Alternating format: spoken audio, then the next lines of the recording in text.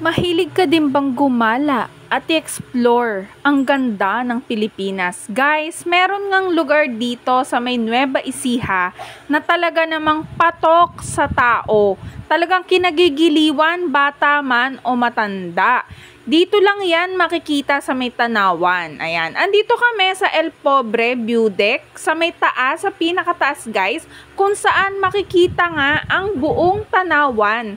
Talagang dito ay marerelax ka at makikita mo ang buong paligid, ang nagagandahang mga halaman, bulubundukin at mga bahay-bahay guys. O diba? Ganyan po tayo, libot ng libot. At sa may baba nitong ating El Pobre View Deck ay makikita nga ang parang animal zoo guys. Andun yung ahas, yung buhaya, yung iba-ibang klaseng ibon, unggoy, at marami pang iba-ibang klaseng hayop guys. Napakaganda nga dito.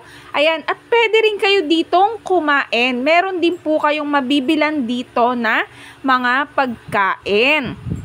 May merienda kayong pwedeng mabilan dito at meron ding tanghalian at gabihan. Napakamura lang po ng pagkain. Hindi lang dito sa El Pobre guys. Madami rin ditong pwedeng pasyalan at picturan. Napakaganda ng mga picturan dito. Ang daming view, ang daming magaganda talagang picturan.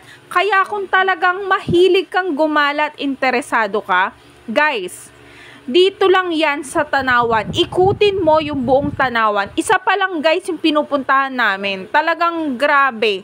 Sulit na sulit ang gala namin. Kung lahat siguro ng nasa paligid dito mapupuntahan namin, mas masaya. Kasi talagang ang daming adventure guys. Ayan. And pwede rin sa mga magjowa and family, may mga picnic-picnican din dito para wala kayong gastos na mga magdala na lang kayo ng foods nyo, then ng tent nyo, may mga ganun din po rito sa may Tanawan. Kaya ano pa hinihintay nyo?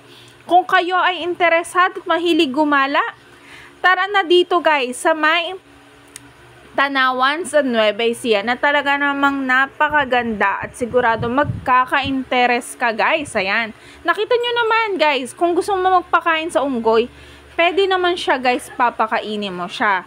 Pero yung bata, parang ayaw po nilang pagalaw. Ayaw nila pahawak yung mga unggoy. Galit yung unggoy sa bata guys.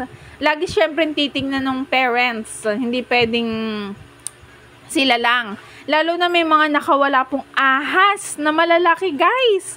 Grabe, malaking-malaki talaga, sawa siya. Kaya sobrang ganda dito.